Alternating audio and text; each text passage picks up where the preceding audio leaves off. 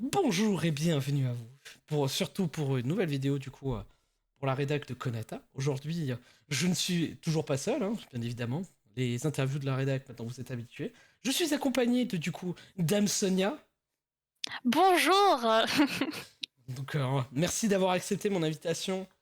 Alors je suis encore un peu malade, donc c'est possible, messieurs dames qui m'écoutez, que je suis encore malade. Non, j'ai encore la voix un peu pétée suite au dernier jour. C'est plutôt ça. Donc c'est normal que ma voix parte un peu en sucette par moment. Donc aujourd'hui, bien évidemment, comme on ne change pas les habitudes qui gagnent, on va donc parler du VTubing et notamment du VTubing francophone. Et aujourd'hui, on va parler avec Sonia un peu de son parcours. Et pour bien commencer, je vais te laisser te présenter. Pas de souci. Eh bien, je suis Sonia, VTubeuse française depuis août 2021. Je fais principalement de l'ASMR et je fais en secondaire des jeux vidéo, notamment Beat Saber, en réalité virtuelle, et un peu de tout, un peu du multigaming. Et moi, je te propose déjà de un peu parler de ton parcours, de ton voyage, en tant que VTubeuse française, et taper déjà un peu général, en posant la question déjà de savoir comment toi t'as découvert le streaming. T'as découvert ça comment, quoi, tout simplement. Ok, alors il faut savoir que avant mon background de VTubeuse, j'ai toujours été dans le monde de YouTube. Donc à l'époque, j'étais YouTubeuse. Bon, j'étais vraiment pas connue, hein. Je faisais des vidéos Minecraft sous le nom de Killeuse du 91. Du coup, en fait, j'ai toujours été baignée là-dedans. Je faisais des vidéos Minecraft, je faisais des lives, etc. Donc on va dire que je jouais à comment dire Funcraft, je sais pas si tu connais. C'est un serveur français qui était assez connu à l'époque. Et du coup je suivais activement les youtubeurs qui faisaient des vidéos, etc. Et du coup vu que ça me passionnait, je me suis dit pourquoi pas me lancer. J'étais vraiment pas connue à l'époque, mais du coup c'est ça qui m'a, comment dire, qui m'a fait goûter le monde de YouTube, du stream, etc. Ouais, donc en fait, le stream a vraiment été dans la continuité de déjà un truc qui te passionnait déjà avec YouTube, quoi, en fait. Exactement, ça s'est fait très naturellement pour le coup. Alors comment t'en es arrivé à découvrir un peu le monde du VTubing? Qu'est-ce qui t'a fait le découvrir, quoi, tout simplement? Et en fait, je pense que tu la connais, mais je suis tombée sur une vidéo de Nyanners qui faisait des musiques, etc. Et j'ai voulu me pencher un peu plus sur qui elle était, et j'ai vu qu'elle faisait partie des Shoujo. Et du coup, c'est comme ça que j'ai connu le VTubing. Donc c'est grâce à ce groupe-là. Donc j'ai commencé avec Zentreya, c'était l'une de mes VTubeuses préférées à l'époque et encore maintenant, même si je la suis plus trop. Et du coup, j'ai voulu me renseigner, est-ce qu'il y avait des VTubeurs en France? Et du coup, j'ai mis le tag VTuber, hein, bien évidemment, sur Twitch. Et j'ai vu que il y avait Pawachan. Ça a été ma toute première expérience dans le VTubing français. Je suis allée sur sa chaîne et tout, j'ai bien aimé. Et puis après, j'ai commencé à découvrir d'autres personnes. Et et ça m'a plu. Je me suis directement dit que j'avais envie de faire ça, hein. Bah lourd, lourd. Alors je vais poser une question en deux temps. Qu'est-ce qui te passionne dans le VTubing de manière générale et qu'est-ce qui te passionne dans la commune française, on va dire? Dans le VTubing, je dirais, déjà le fait d'avoir un personnage, pas forcément pour l'anonymat, mais juste parce que, j'ai toujours bien aimé incarner, bon pas un personnage, mais un petit peu enfin c'est l'image que je donne sur internet, quoi. Et c'est vrai que, moi, le fait de pouvoir la personnaliser et cetera, avoir, un petit univers que j'apprécie, je trouve que c'est un petit truc en plus par rapport, juste à mettre sa caméra et stream, quoi. Et c'était quoi ta deuxième question? Et justement, tu parlais justement que maintenant, ça faisait. Parce que c'était 2021, hein, si j'ai bien retenu, que tu t'es Ouais, août lancé. 2021. Donc maintenant on est on est en 2025, hein, donc ça va faire 4 ans. Oh, je suis vieille. Donc la question c'est qu'est-ce qui te plaît et tu viens d'y répondre. Et qu'est-ce qui te plaît dans la commu FR du coup? Bah, plus le fait que ce soit niche, le fait d'appartenir au début à une petite communauté, maintenant ça s'est quand même bien agrandi, même si je trouve que ça reste quand même encore assez niche. En fait, tout le monde se connaît. tout le monde se connaît, les viewers sont les viewers un peu de toutes les VTubers et VTubeuses et moi je trouve ça bien parce qu'en fait, c'était pas si compliqué de se faire connaître dans les débuts. Je me souviens que j'ai très rapidement eu une dizaine de viewers, ce qui m'a permis d'avoir, bah, du coup l'affilié, très, très rapidement et bah, en fait, c'est ça qui m'a plu, c'est le fait que, bah, en fait, dans le VTubing, on a tous les mêmes, goûts, en commun donc c'est assez facile de sympathiser avec tout le monde.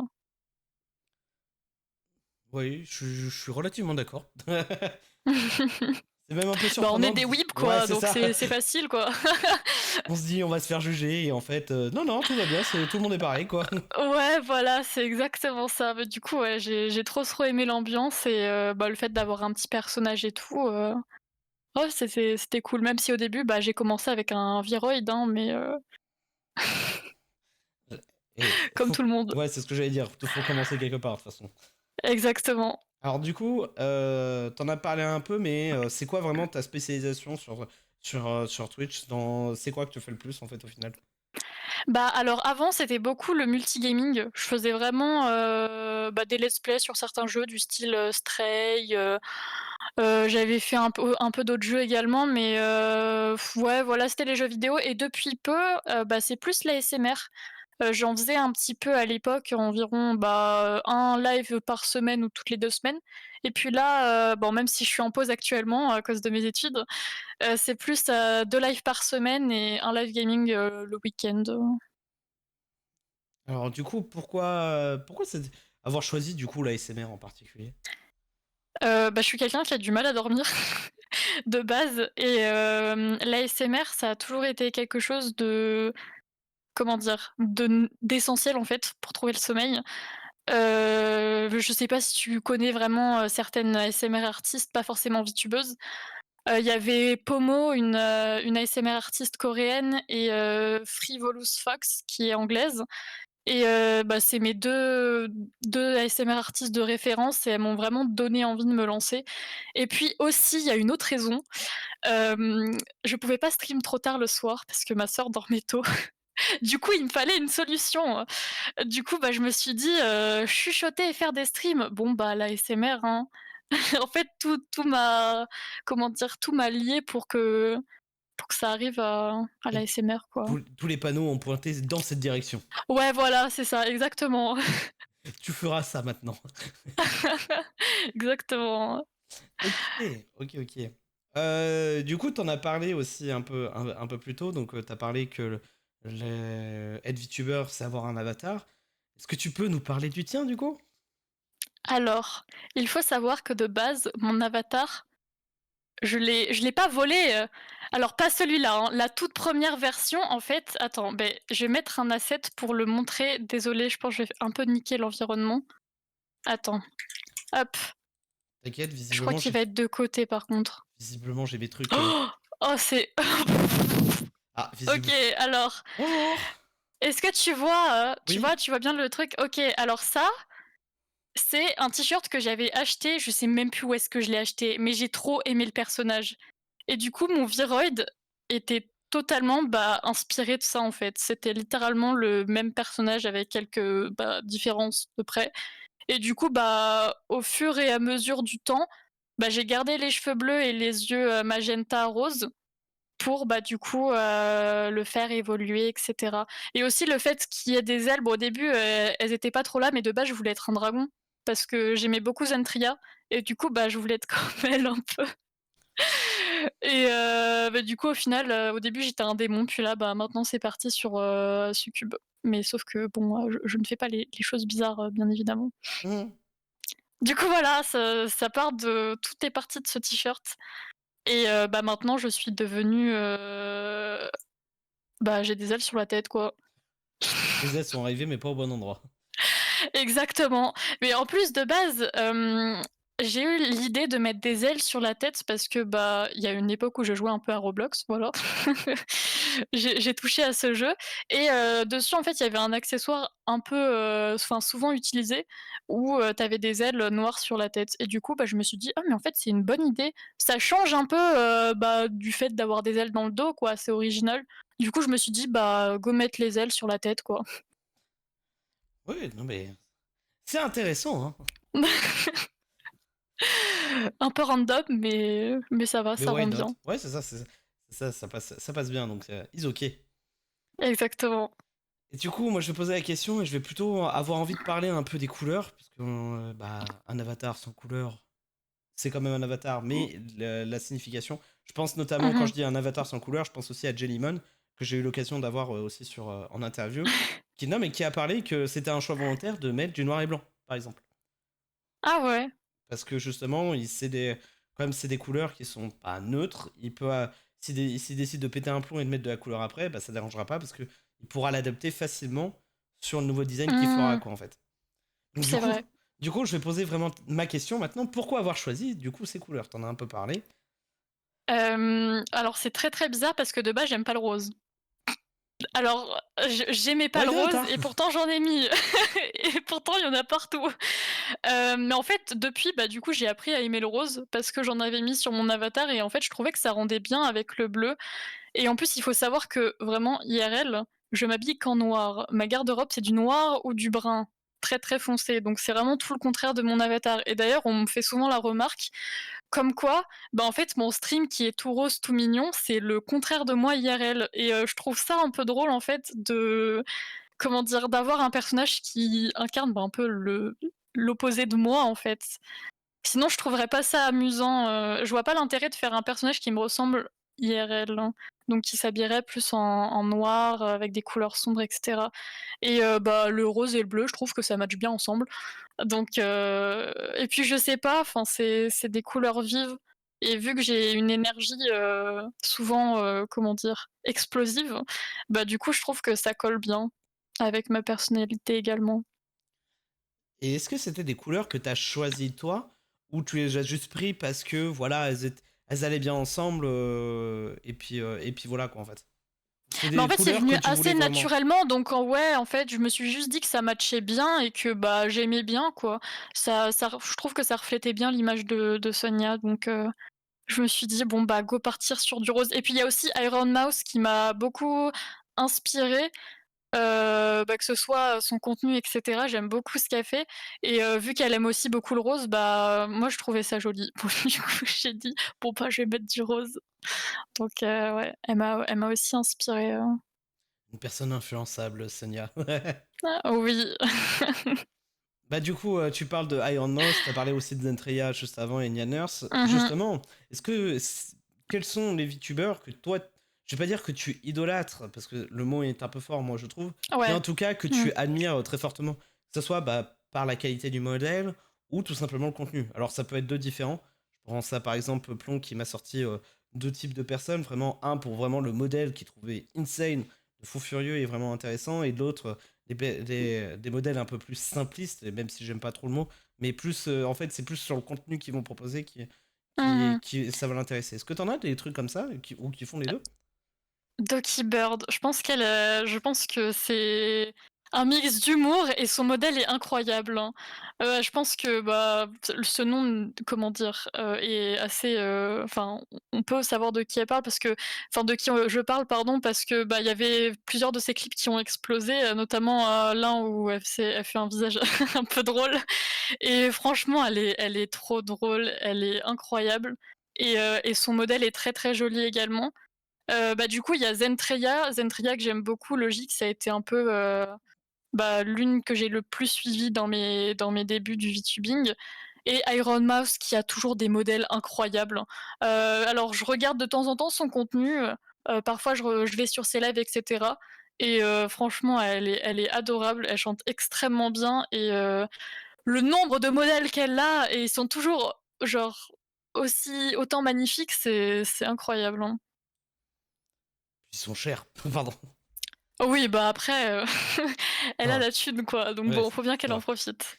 Et du côté français, est-ce que t'en as vraiment aussi qui vont t'apporter cette vibe, parce que t'aimes bien regarder le contenu?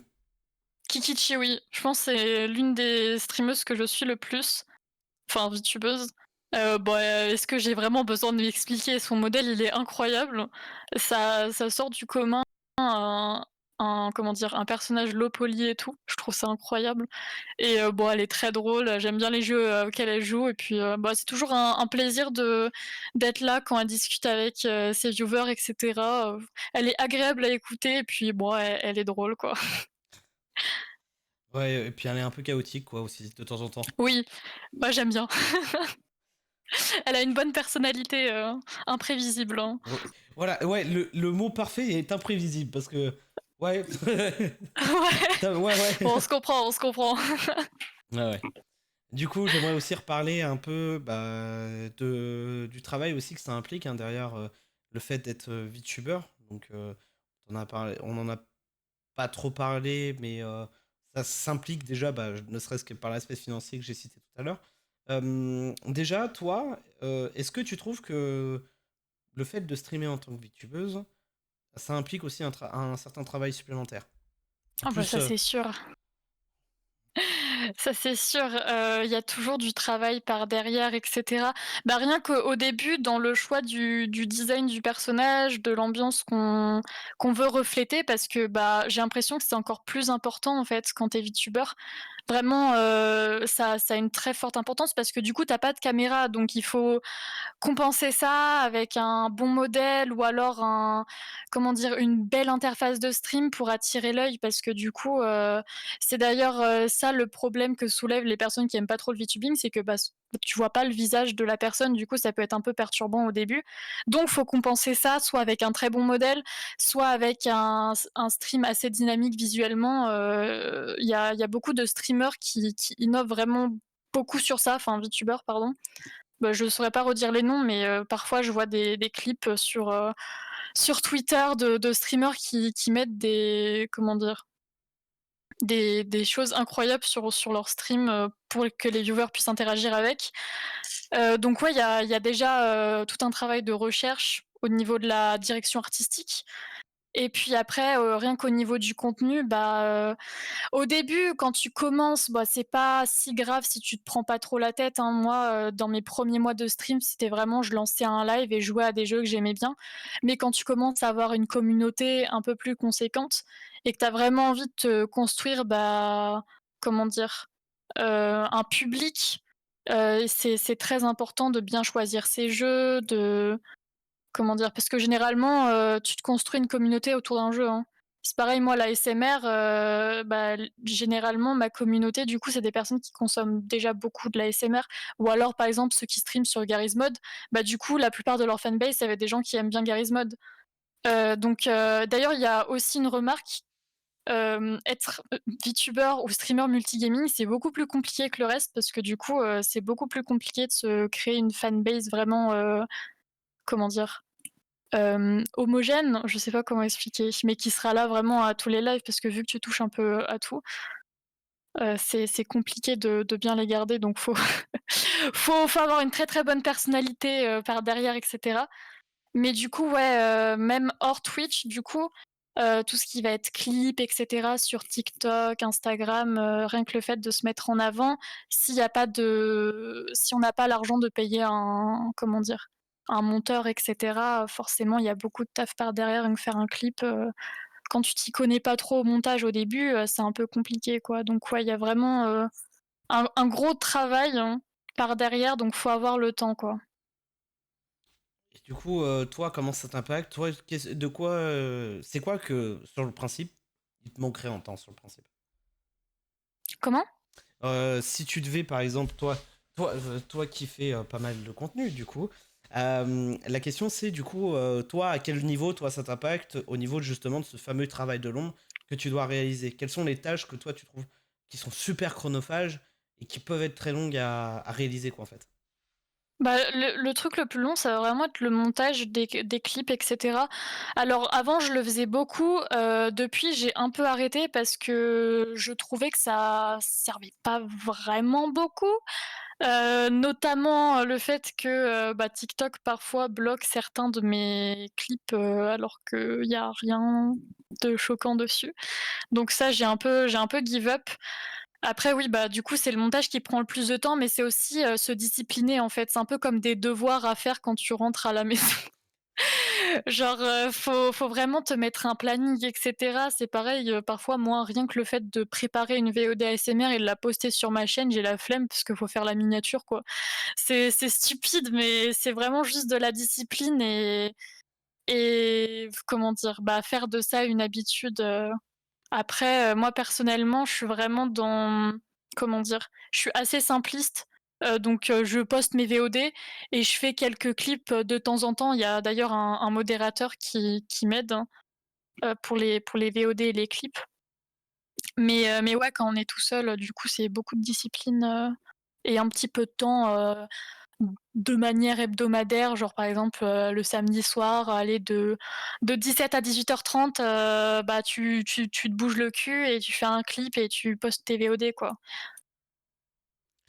Et ouais, donc du coup, pas mal de charges de travail quand même qu'on ne voit pas en stream, quoi, en fait.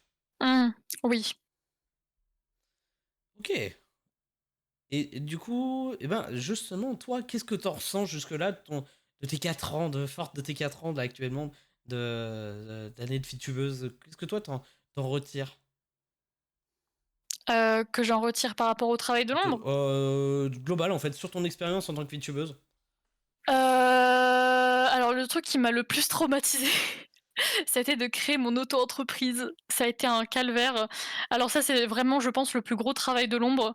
Le fait de donner mon argent à la France, ça a été très compliqué, hein. Si vous commencez à gagner un peu de sous grâce au streaming et cetera, forcément, bah, faut déclarer les revenus et du coup, je pense que ça a été le truc le plus saoulant à faire qui m'a pris énormément de temps.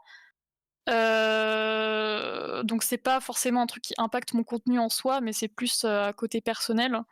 Donc comme quoi le travail de l'ombre, c'est pas seulement quelque chose qui impactera les streams, mais aussi dans de votre côté personnellement pour bien gérer votre argent si vous en gagnez et cetera. Mais après, bah, j'ai réussi à automatiser certaines choses, notamment, par exemple le planning. Avant, je le faisais, manuellement sur, Clip Studio, Paint. Donc, maintenant j'ai une application qui s'appelle Figma qui me permet de tout bien automatiser et de pas avoir à, bouger le texte et cetera. J'ai juste à faire deux trois clics et puis c'est bon, c'est prêt. Donc voilà. Essayez d'automatiser les choses, et essayez de bien vous organiser, c'est la chose la plus importante.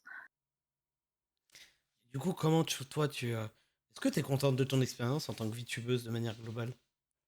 Oui, je suis très satisfaite. J'ai jamais vraiment eu de problème ou de drama ou peu importe. Franchement, j'ai vécu une vie paisible dans le VTubing. Je pense la seule remarque qui revient très, très souvent, c'est, le fait qu'on minimise mon travail parce que je suis une fille. Dans le style où, bah, on dit: «Ouais, tu VTubeuse, forcément, tu plus de viewers et tout», de viewers masculins, ça, mais bon, après, je pense que c'est plus un problème qu'on a quand on est une femme sur les réseaux sociaux, malheureusement. Donc VTuber ou pas, bah, ça atteint tout le monde. Mais sinon, non, c'est une très, très belle expérience. Vu que je stream depuis 2021, le VTubing, ça fait vraiment partie de ma vie. Donc voilà, j'espère continuer, le plus longtemps possible. J'ose pas imaginer une vie sans streaming, sans VTubing à côté puisque, bah, enfin, ça fait tellement partie de moi depuis longtemps que je me vois mal mettre ça, de côté du jour au lendemain, quoi. Bah, c'est cool, c'est cool. Non, mais c'est vrai que c'est intéressant aussi d'avoir ce retour-là parce que, bah, c'est pas. En fait, moi, ces interviews aussi servent à mettre en avant, bien évidemment, des choses qu'on ne voit pas forcément du coup sur les lives, du coup, donc c'est pour ça. Mmh. C'est cool d'avoir ce genre de retour très intéressant, en fait, des personnes qui sont directement concernées. Je vais aussi en profiter pour poser une question. Est-ce que, si par exemple, tu avais un conseil à donner à quelqu'un qui va se lancer dans le VTubing, ça serait quoi? Le streaming, c'est pas pour tout le monde. Dans le comment dire? Quand tu débutes, tu as certaines attentes en mode: «Ouais, je vais directement avoir du monde» et cetera. Mais il faut savoir qu'il y a un énorme facteur chance qui fait que même si tu auras beau être très, très jovial, beaucoup parler et cetera, parfois juste, bah, il y a personne et il faut faire avec, faut persévérer. Et avec le temps, peut-être que ça viendra ou peut-être que non et aussi, dans le VTubing en particulier, il y a beaucoup de personnes qui veulent commencer avec un modèle, super cher, super beau. Moi, il m'a fallu, 3 ans pour avoir le modèle que j'ai actuellement qui m'a coûté 3 000 € au total. J'ai mis aucun argent de ma propre poche. J'ai vraiment, juste réinvesti l'argent que j'ai gagné de Twitch dans ce modèle. Donc en soi, j'ai jamais vraiment pris de mes économies. Et il y a plein d'alternatives gratuites. Je pense notamment à Pono-Kichan qui a fait une vidéo là-dessus sur YouTube, qui donne beaucoup de comment dire? De tips pour commencer dans le VTubing, avoir un modèle et cetera. Vous prenez pas trop la tête. Le streaming au début, c'est très scuffed dans le sens où il y aura des bugs, il y aura des problèmes, quand vous lancerez vos lives, quand vous lancerez des jeux, c'est normal. Même encore maintenant, ça m'arrive. Donc CF moi vraiment, tout à vous l'heure au prenez moment de pas trop la présentation. tête. CF moi en train de présenter la scène tout à l'heure. Exactement. Donc voilà, vous aurez beau être là, depuis 5 ans, bah, il peut y avoir des bugs, c'est normal et franchement, prenez pas le truc trop au sérieux. Si vous commencez le streaming ou le VTubing, seul, je vous conseille quand même de streamer avec quelqu'un d'autre, avec un ami et cetera. Vous vous sentirez moins seul. Parce que, bah, c'est toujours, comment dire? Un peu pesant de jouer à un jeu seul et d'essayer de parler à une audience qu'il n'y a pas. Ou alors inviter des gens, enfin des amis dans votre chat et cetera pour vous sentir un peu moins seul au début. Moi, c'est ce que j'ai fait et voilà, amusez-vous et heu et voilà. C'est pas mal, c'est pas mal. Bah, je suis en train de regarder ma fiche de route, hein, je pense qu'on est pas trop mal, hein. Je pense que tu as dit pas mal de choses très intéressantes les unes que les autres, sauf si tu as des éléments à rajouter ou des Pas trucs que qui me tu as viennent en tête. des trucs que tu as envie de parler et de nous faire partager, comme des anecdotes ou des trucs comme ça? Des anecdotes? Ouh là là, Allez, vas-y, soyons fous, une anecdote marrante sur un de tes streams en 4 ans. Une anecdote marrante, je pense, la chose qui a fait beaucoup parler, de mes streams ASMR, bon, surtout dans ma communauté, c'est le fait que parfois, lors des streams ASMR, faut faire attention. Si vous voulez faire de l'ASMR, et que vous vivez encore chez vos parents, par exemple, mon père qui éternue extrêmement fort, près du micro, enfin près du micro, près de ma chambre, ce genre de choses. Bon voilà, les aléas du direct, c'est marrant. Non, en vrai, en anecdote honteuse, ça va, j'ai pas trop de trucs, vraiment honteux. Ça s'est bien passé, juste les bruits de fond, mais bon, ça c'est normal, hein. Ouais, ouais. Bon, bah, écoute. Eh ben, est-ce que tu as quelque chose à dire, du coup, pour clôturer, je vais dire, cette interview? Un mot de la fin? Bah, merci déjà à tous ceux qui ont écouté, ta vidéo, ton interview, merci beaucoup de m'avoir invitée et voilà, bah, écoutez, j'espère qu'on se reverra, peut-être, sur Twitch, je n'en sais rien et voilà, surtout, bah, profitez, si vous voulez vous lancer dans le VTubing, ne vous prenez pas la tête et voilà. C'est un beau message. Non, mais moi, je vais répondre aussi à ton truc en disant merci d'avoir aussi invité. Du coup, oula, bien sûr, d'avoir accepté mon invitation pour justement l'interview et donc pour la rédac de Konatan et Konyama, c'est cool. Parce que du coup, ça Bah, permet merci à toi, de hein. taper sur tous les horizons et puis bah, on a, nos Français ont du talent, donc autant les mettre en avant. Exactement, Donc non, non, vraiment, merci à toi d'avoir accepté, même si on a eu quelques loupés pour faire cette interview. c'est pas grave, c'est pas grave, c'est pas grave, ça arrive tout le temps, ça arrive tout le temps. Non, mais voilà, merci beaucoup de ta présence qui est fort agréable. Et donc, Merci beaucoup. et merci de nous faire partager aussi tout ce que tout ce que tu vis avec justement le VTubing. Bah, y a pas de souci, y a pas de souci. Et du coup, bah, s'il n'y a plus rien de ton côté ou si tu as fini, bah, je vais clôturer du coup cette interview encore une fois en te remerciant chaleureusement. Et vous remerciez vous aussi qui écoutez et qui lisez aussi l'article. Euh, c'est très cool. Je sais qu'il y en a pas mal qui regardent, donc merci beaucoup à vous. Et puis bah on se retrouve pour une prochaine interview. C'est Arthur et Sonia. Tchuss.